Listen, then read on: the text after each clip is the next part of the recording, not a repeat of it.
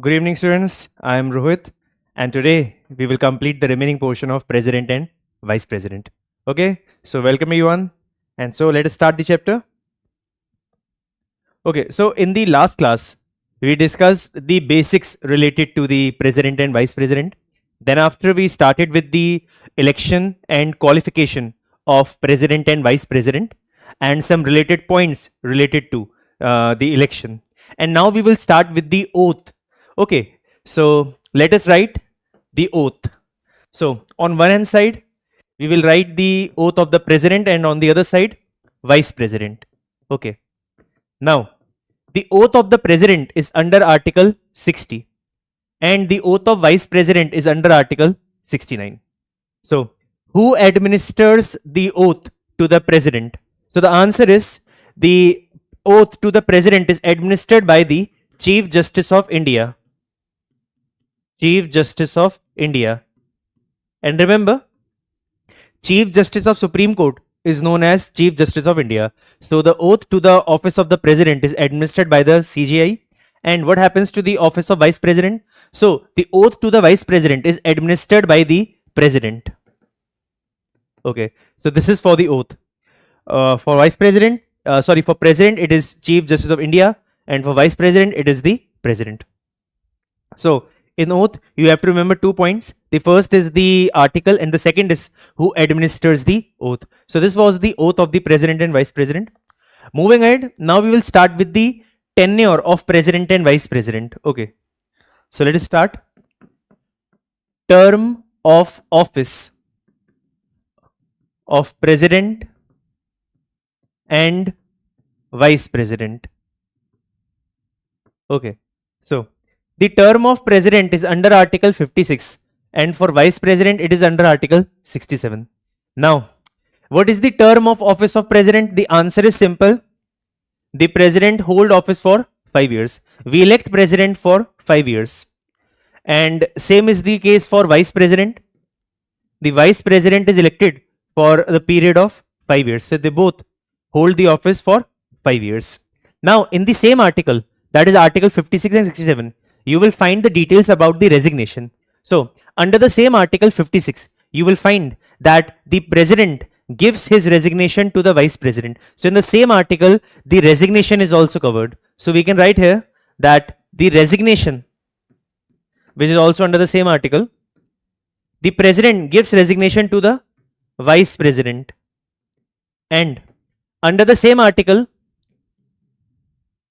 the vice president, under Article 67, the vice president gives his resignation to the president. So, president gives resignation to the vice president, and vice president gives resignation to the president. Okay, so the term of office and the resignation both are contained under the same article 56 and 67. So, we are done with the oath and the term of office. Now, let us discuss the vacancy. Okay, so no, before discussing the vacancy, first let us discuss the salary of president and vice president. Okay, so what is the salary of the president? So the salary of president is 5 lakh per month. 5 lakh per month is the salary of the president. And for the vice president, what is the salary? Do you have any idea what is the salary for the vice president? According to the constitution, there is no mention of the salary of vice president. So as per the constitution, there is no provision of salary for the vice president. So we can simply write the salary of vice president is 0. So it doesn't mean that vice president is working for free. No, the vice president receives 4 lakh per month.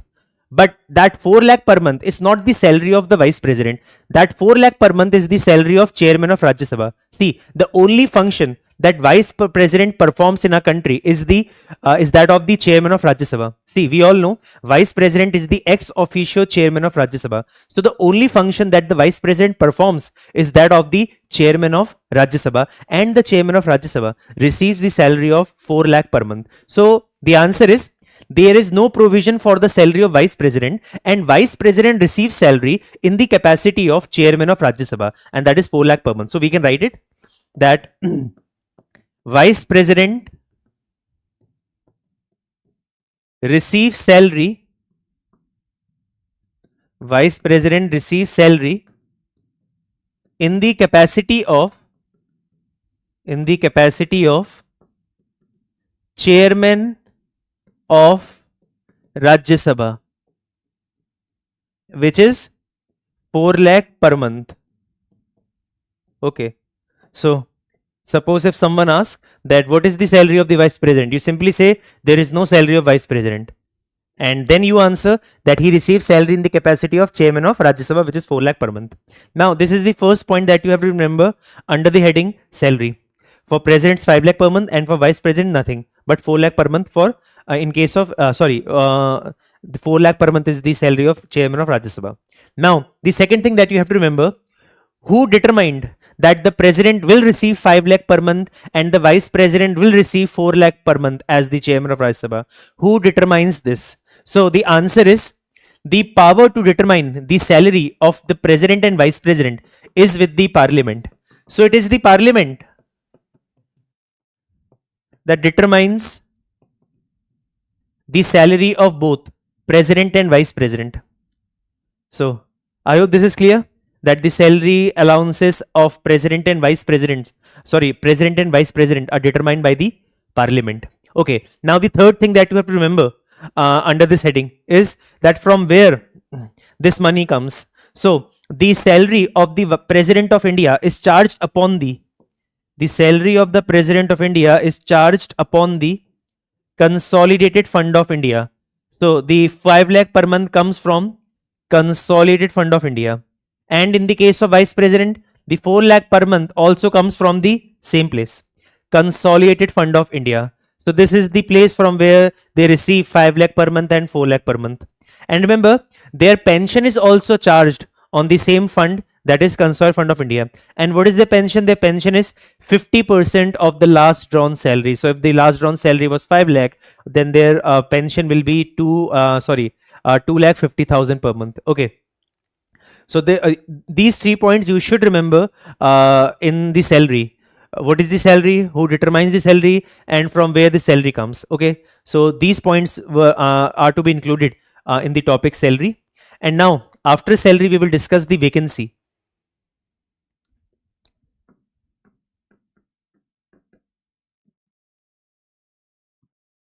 One side president, on the other side vice president.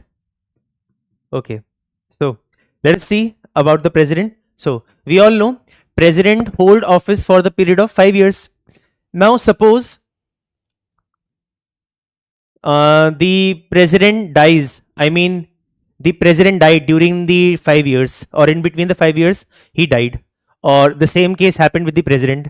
That is, because of their death there is a vacancy in the office of president or vice president. So in case the president, okay, suppose he dies or he resigns from the office, or he is removed from the office. So remember, if any of these things happen, for example the death of the president or the resignation of the president or the removal of the president, whenever these things happen, in this case the vacancy shall arise in the office of president. So whenever this happens, that the office of president is vacant, then according to the constitution the election of the president should be held within 6 months from the date of occurrence of such vacancy. Okay, so from the date of occurrence of such vacancy, the election should be held to the office of president within 6 months. Okay, so the maximum time period for holding the election to the office of president is 6 months, and these 6 months are calculated from the date of occurrence of vacancy in the office of president. Okay, now the same thing can happen with the vice president. In the case of death of the vice president, or the resignation of the vice president, or the removal of the vice president, if the same thing happens with the vice president, then according to the constitution the election should be held as soon as possible from the date of occurrence of vacancy in the office of vice president. So remember, for vice president the constitution mentions that the election should be held as soon as possible, but for the vice president the constitution is specific, it is 6 months. So what we can argue that the maximum duration for which the office of president can remain vacant is 6 months. So the office of president can remain vacant for a maximum period of 6 months. So can I say that for these 6 months, vice president will become the president of India? Because within 6 months, we have to conduct election for the office of president, not more than 6 months, within 6 months. So remember, within these 6 months, who will act as the president? So according to the constitution, and let me be specific, according to article 65 of the constitution, the vice president shall become the president for these 6 months, and the office of president can remain vacant for a maximum period of 6 months. So it means the vice president can become president for a maximum period of 6 months. Okay, so now a question comes, and the question is, if the vice president acts as the president for the time being, then who will discharge the function of the vice president? So remember, if vice president becomes the president, then the office of chairman of Rajya Sabha is empty. See, the only function of the vice president is to discharge the function of chairman of Rajya Sabha. So if vice president is the president, then who will perform the function of the chairman of Rajya Sabha? Because the only function of vice president was to preside as the officer of Rajya Sabha. So in this case, there is a deputy chairman at the Rajya Sabha.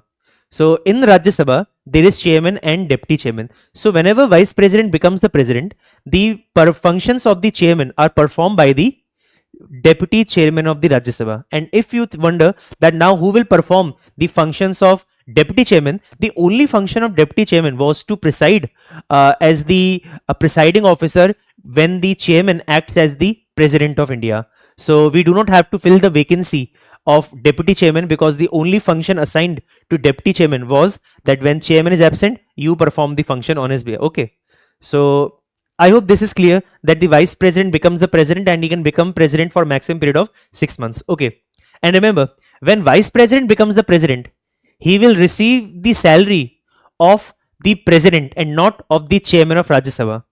So suppose vice president became president for 6 months, then for those 6 months he will receive 5 lakh per month and not 4 lakh per month as the chairman of Rajya Sabha.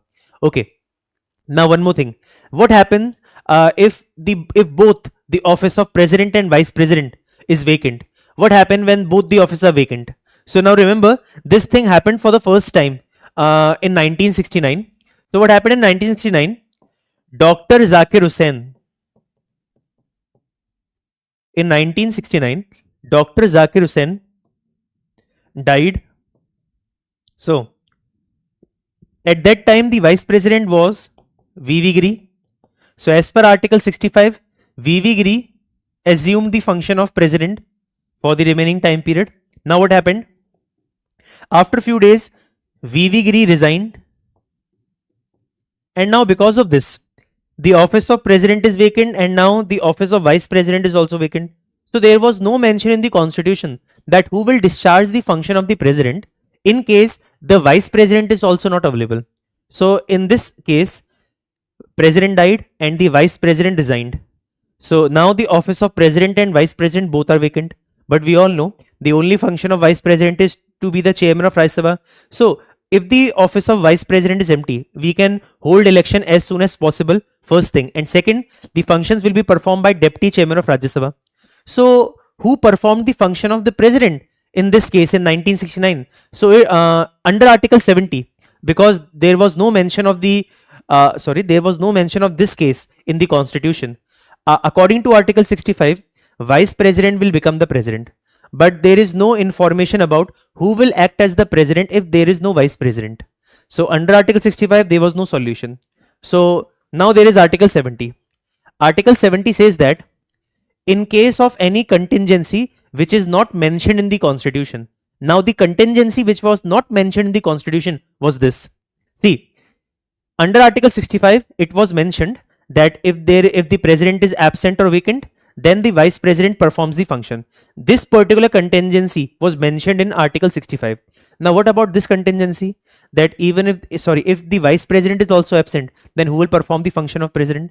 So under Article 70, if in case of any contingency, not mentioned in the constitution. So this contingency was not mentioned in the constitution, that who will perform the function of president even if vice president is absent or vacant.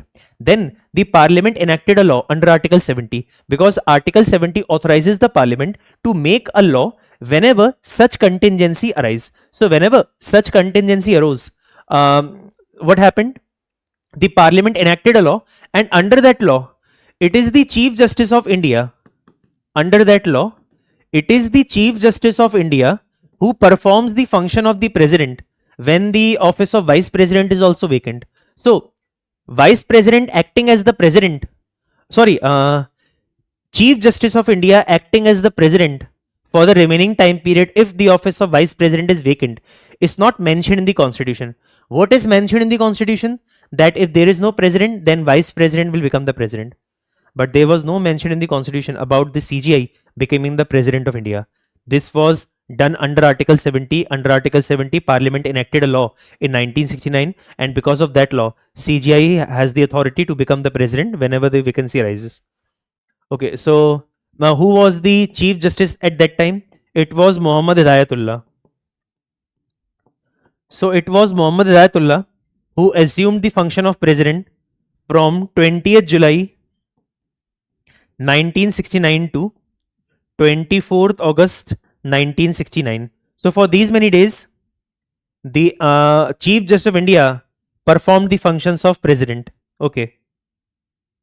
So this was the case of Dr. Zakir Hussain when he died and he resigned. Then Parliament enacted a law under Article 70 because there was no mention of CGI in Article 65 or any other article. So it was under the law which says that the Chief Justice will become the President of India. And remember, whosoever assumes the function of President, even for one day or 1 month, he has to take the oath of the office of President. Okay. So suppose CGI becomes the President, then he also has to take the oath of the office of President, even if he is there for only 1 month or 10 days. Okay, same is the case with Vice President.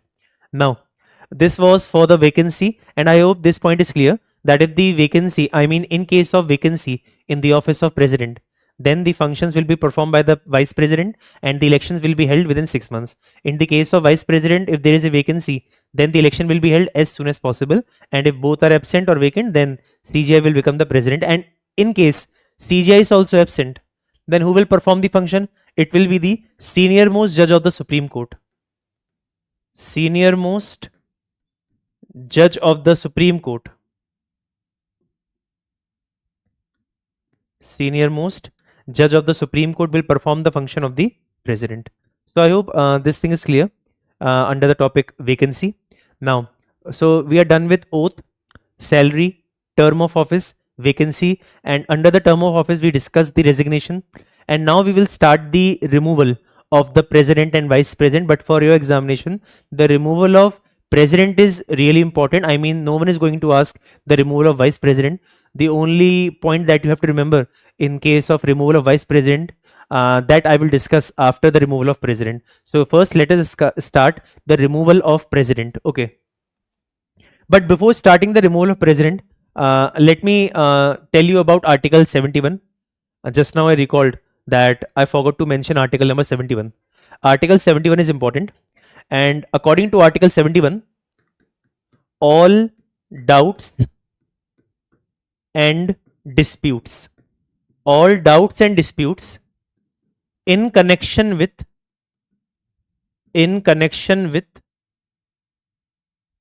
the election of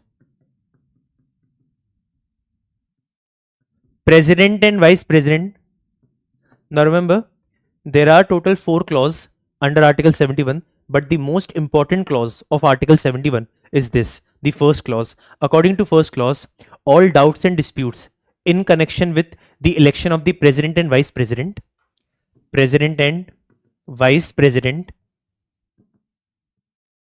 shall be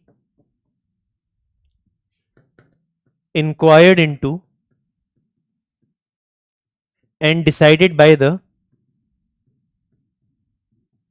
Supreme Court, whose decision shall be final, whose decision shall be final. Now this thing is important for examination. I have seen this question coming many times in the examination, that who decides the disputes of the election of the president or vice president. So remember, see, the election to the office of president and vice president are conducted by the election commission. So election commission is responsible for conducting the election of president and vice president. But in case there is any dispute in the election of president or vice president, then election commission is not going to decide the dispute. The disputes are going to be decided by the Supreme Court according to Article 71. So the election of president and vice president is conducted by the election commission, but the disputes are handled or decided by the Supreme Court. And when I say the decision of Supreme Court is final, it means if Supreme Court says that the election is invalid, then the president must vacate his office or the vice president must vacate his office.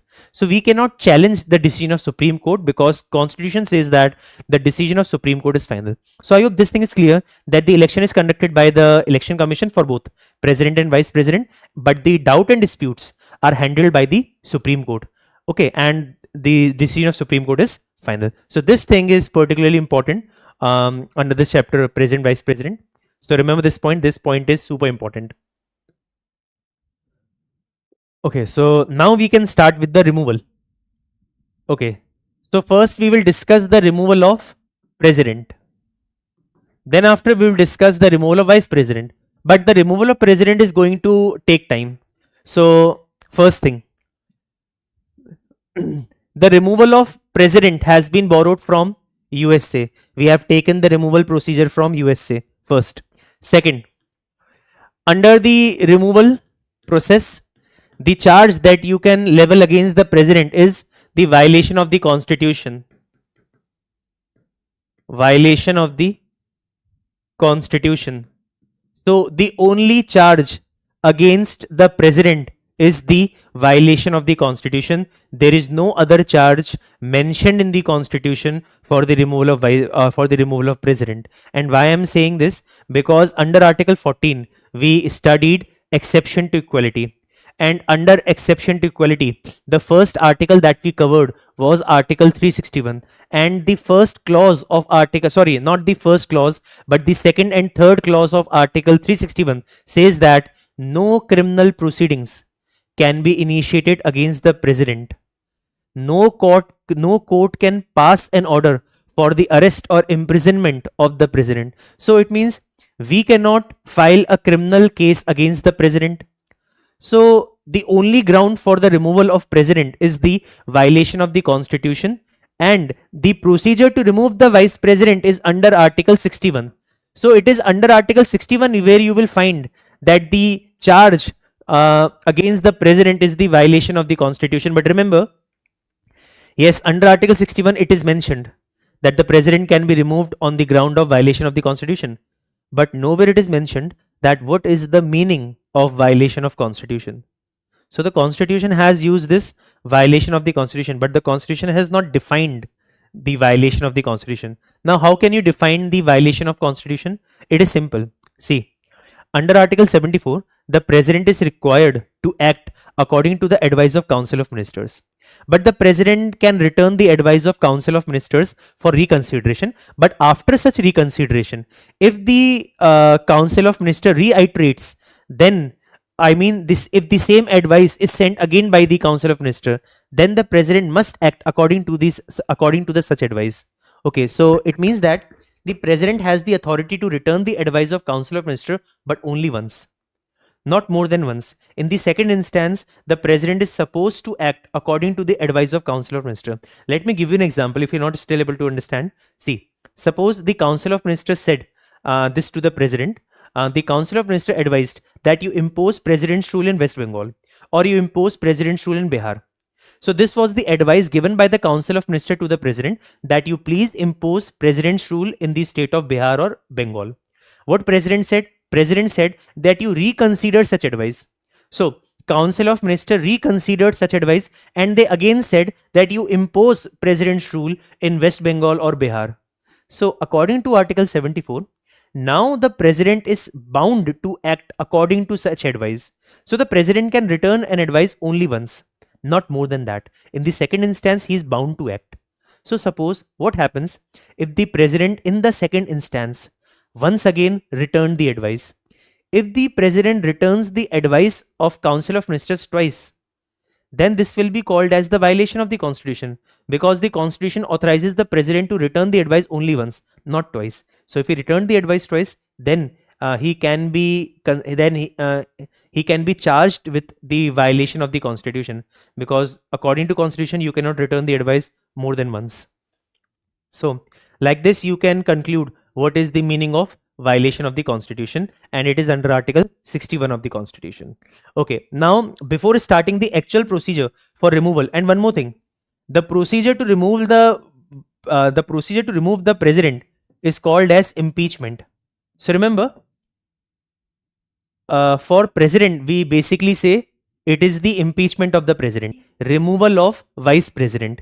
So what I have seen in many books, and it is clearly mentioned in many books, that impeachment of judge. But remember, constitutionally, impeachment is only for the president, not for judges. But I have seen this in many books, that the word impeachment has been used for judges as well. I mean, there is a separate topic under the judiciary, and the topic is impeachment of judge of Supreme Court. But remember, impeachment is a process to remove the president. You cannot equate impeachment with removal. No, removal and impeachment are to some extent equal, but not always same. Impeachment means the procedure to remove the president, whereas the word removal means general, to remove someone.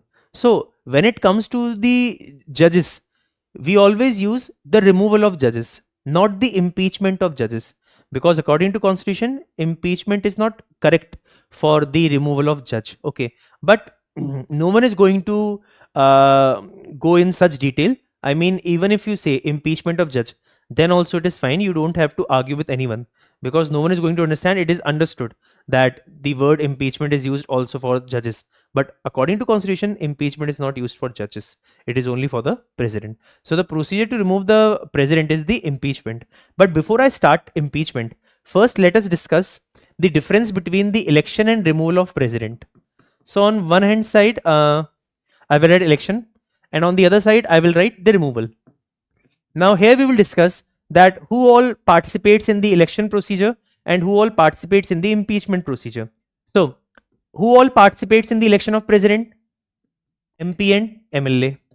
One more thing, only elected member participates in the election of president. Only elected members. We discussed in the previous class that in the election of president, MP and MLA and only elected member participate. But remember, when it comes to impeachment, only MP participates, and second, both elected and nominated participates. Both elected and nominated participates.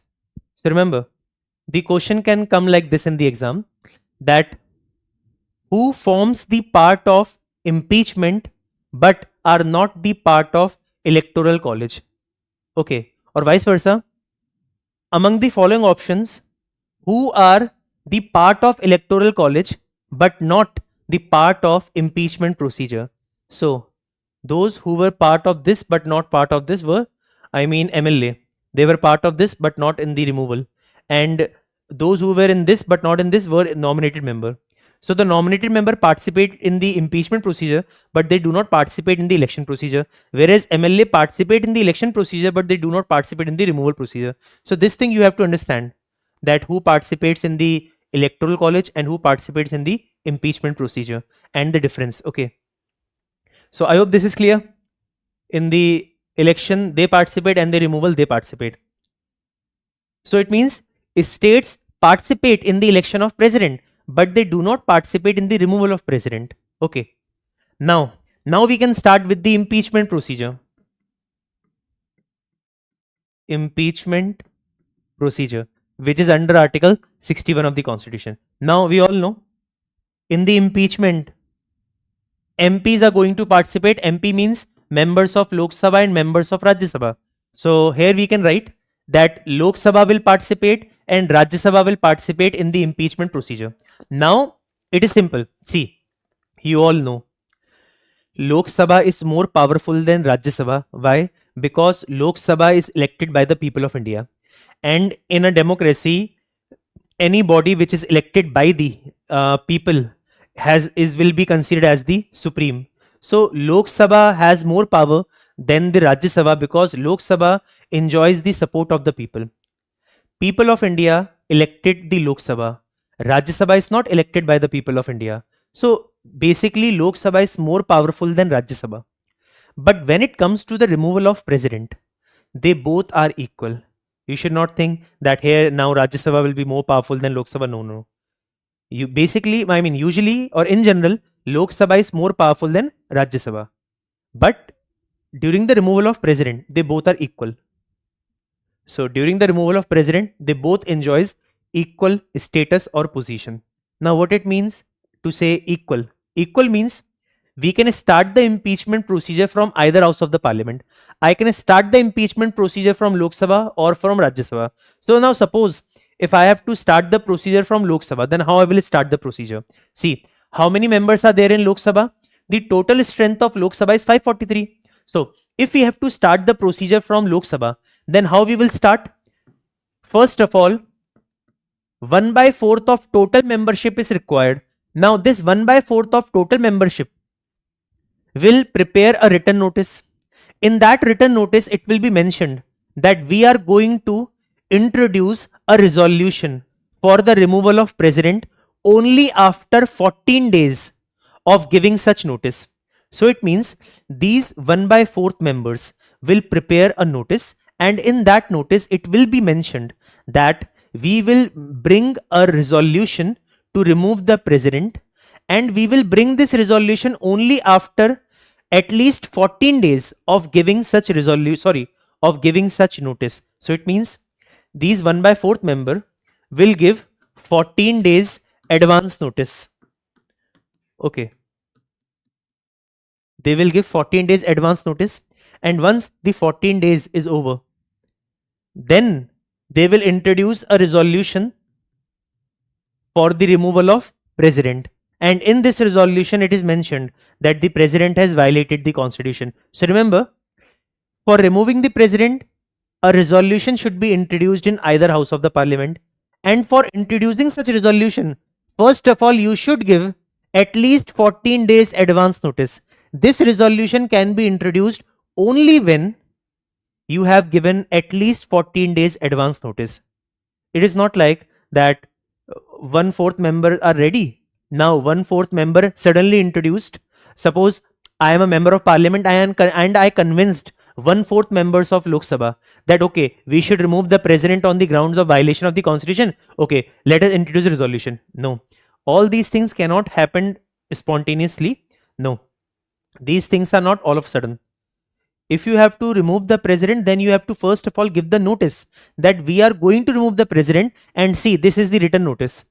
And only after at least 14 days, we will introduce a resolution to remove the president. So first you have to give 14 days notice, and then you will bring the resolution for the removal of president. And now this resolution should be passed by 2/3 of the total membership of the Lok Sabha.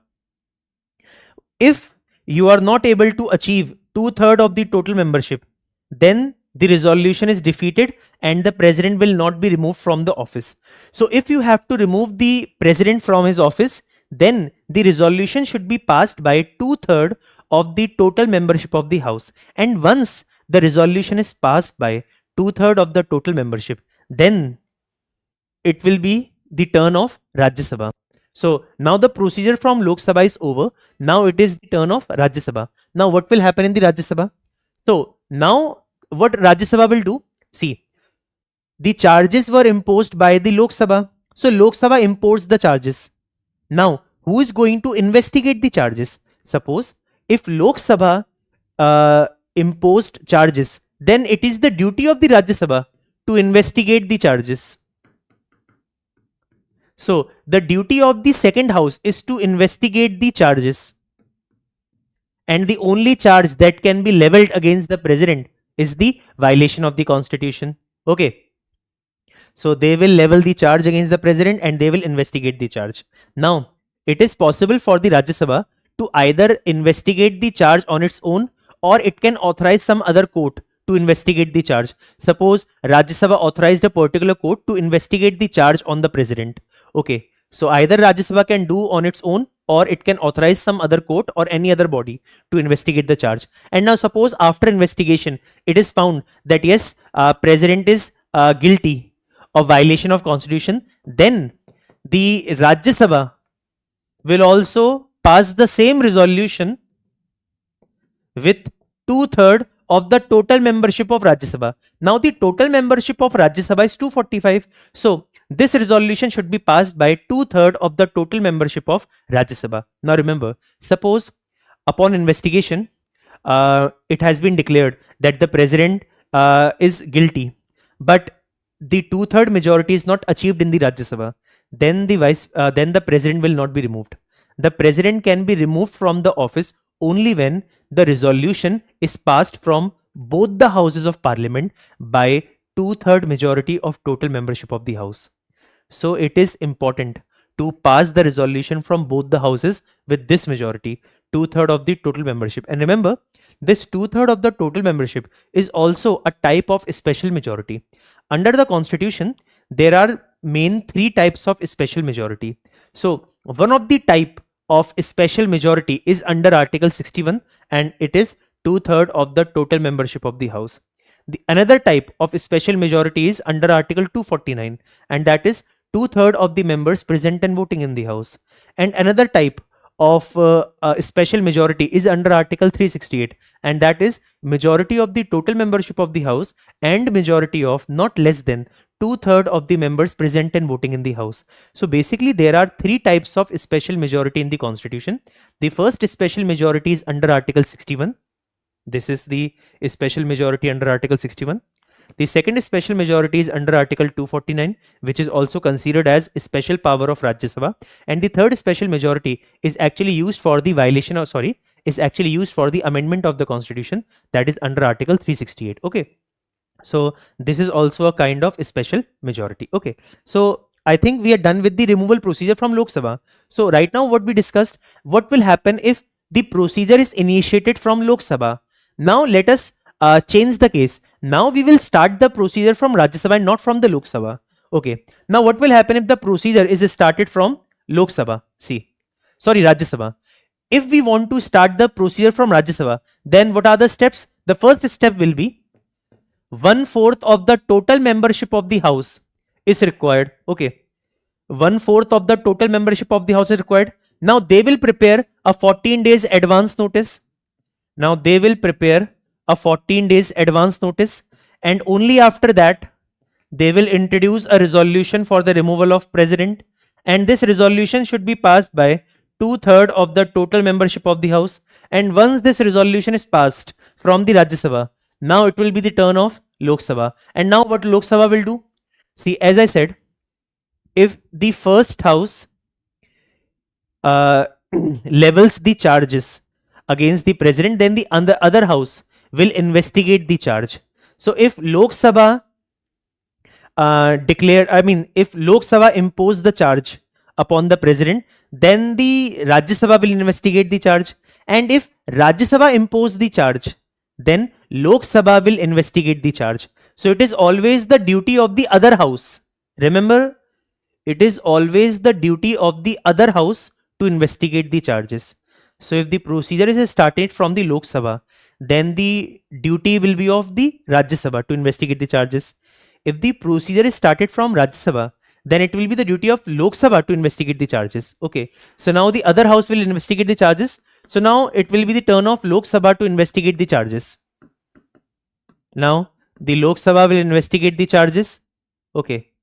And if president is found guilty, then the Lok Sabha will pass the resolution by 2/3 of the total membership of the house.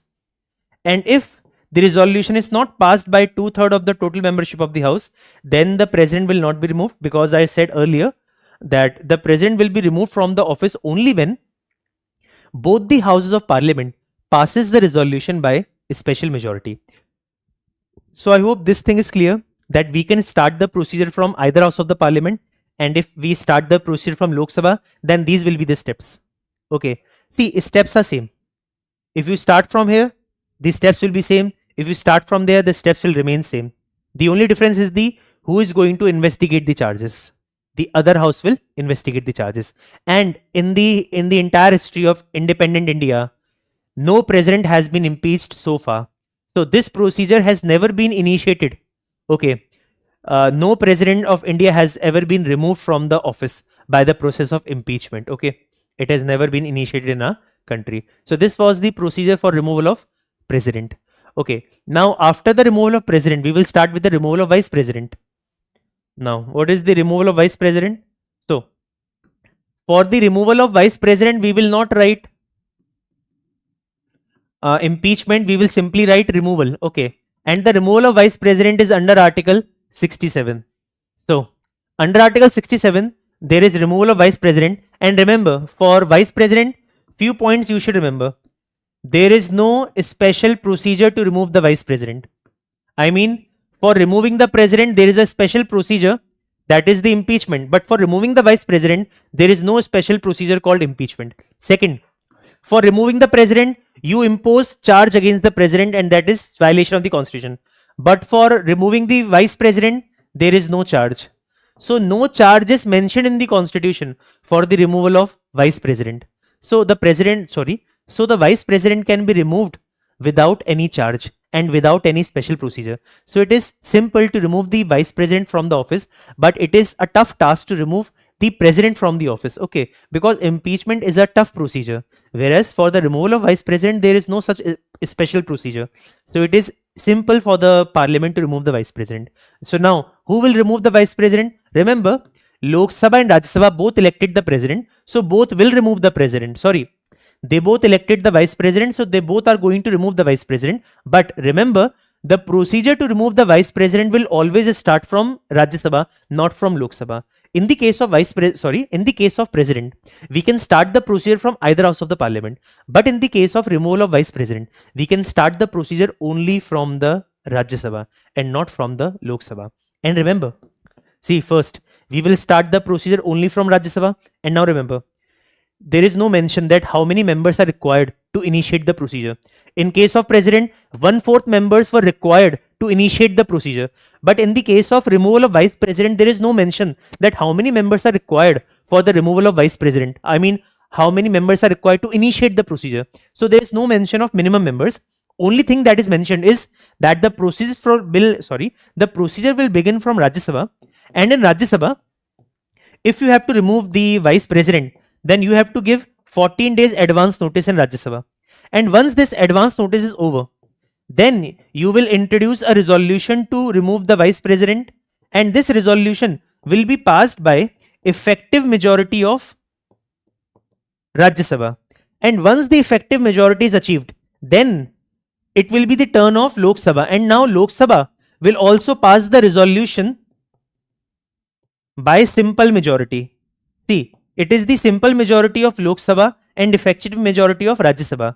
See, under the constitution it is mentioned, listen, under the constitution it is mentioned that for the removal of vice president, the Lok Sabha must agree.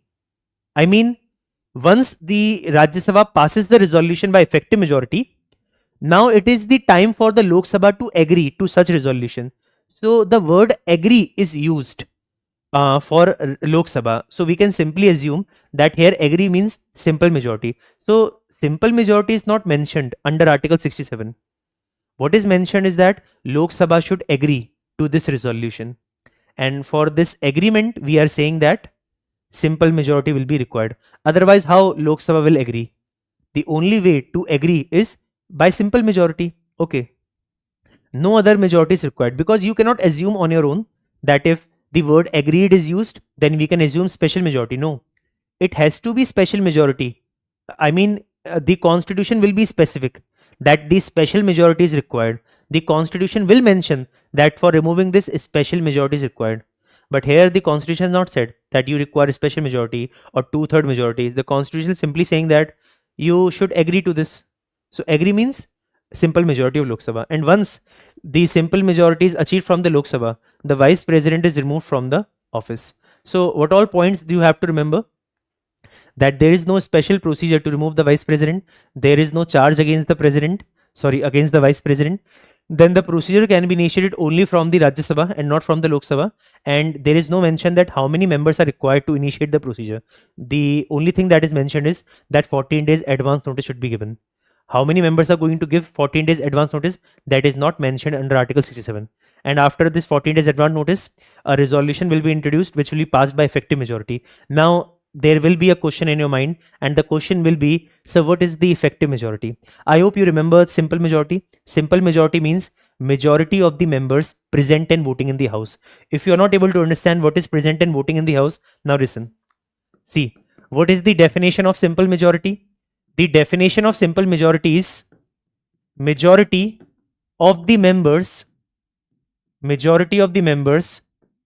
present and voting in the house. So this is the definition of simple majority. Majority of the members present and voting in the house. Now understand this through numbers. How many members are there in Lok Sabha? In Lok Sabha there are total 543 members. Okay, so the total strength of Lok Sabha is 543. Now suppose on a particular day, how many members are present? Only 500 members are present. So out of 543, only 500 members are present. Now out of these 500 members, 20 members abstain from voting. Now it is up to the member whether he wants to vote or wants to abstain from voting. So out of these 500, 20 members abstained from voting. So they said no, we are not going to vote. So now how many members are there who are present and are going to vote? So the members who are present and voting are 480, because 20 members abstained from voting. So now the present and voting is 480, and according to the definition, it is the majority of present and voting in the house. So what is the present and voting in the house? 480. What will be the majority of 480? So majority of 480 will be 480 divided by 2 plus 1, 241. So this is the simple majority when we assumed that 43 were absent and 20 abstained from voting. This will be the answer for simple majority. This is how we calculate simple majority. Now when it comes to effective majority, which is required for the removal of vice president. Now what about the effective majority? See, what is effective majority? Effective majority means majority of all the then members of the house. Majority of all the then members of the house. And I know you might be confused with the usage of then. I mean, how come we have used the word then? So remember what then means.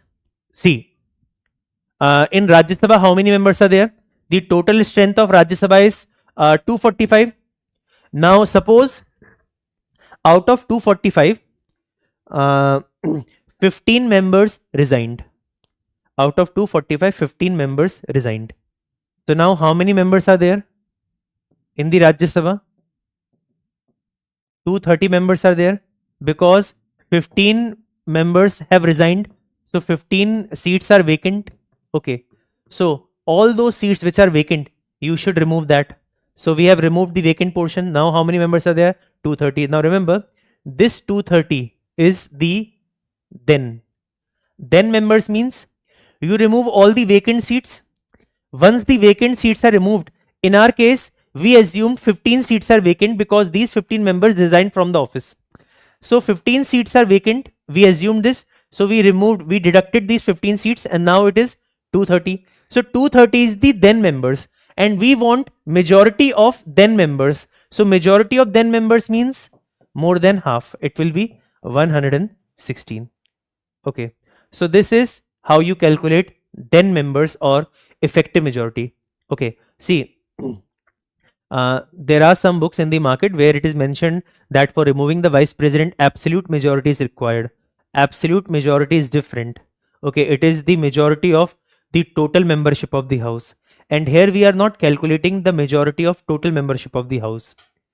in this case, majority of total membership of the house will be considered only when there are no vacant seat. Suppose there are no vacant seat in the Rajya Sabha, so it means there are 245 member and there are 245 members present as well as voting.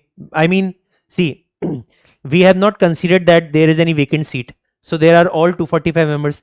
Then in this case, you will calculate to more than half of 245, that will be a round of to 123. So this is how you calculate effective majority. Okay, see, in the constitution, effective majority is not mentioned. In place of effective majority, the constitution has said that the Rajya Sabha should pass the resolution by majority of all the then members of the house. This is what the constitution has said for the removal of vice president. I am once again going to repeat that the Rajya Sabha shall pass the resolution for the removal of vice president by majority of all the then members of the house. So this is the effective majority, and this is the effective strength of Rajya Sabha. And now it is up to you whether you want to consider 15 vacant seats, 20 vacant seats, or 0 vacant seat. It is up to you. Okay, so this was the effective majority of Rajya Sabha. So I hope you understood what is effective majority and simple majority. Because I really do not know whether I discussed simple majority in any in any other class. Okay, so this was for the first time that I discussed effective majority, and I think this was also the first time when I discussed simple majority. Okay, so with this, the removal of president and vice president is over, and tomorrow, same timing, we will start the removal of, not the removal. Tomorrow we will start the powers and functions of the president, because you do not have to study the powers and functions of the vice president, because the only function that the vice president performs is the chairman of the Rajya Sabha, the functions that are performed by the chairman of Rajya Sabha. So what all functions that are performed by the chairman are the functions performed by the vice president. Okay, so you do not have to study the powers and functions of the vice president. Okay, you have to study the powers and functions of the president. So in the tomorrow class, we will study the powers and functions of the president. Okay, and once the powers and functions are over, then we can start with the separate chapter, and that will be prime minister and chief minister. Okay, so with this, for now, the topic is over. These points were over. Now tomorrow we will start the powers and functions of the president. Okay, so thank you everyone.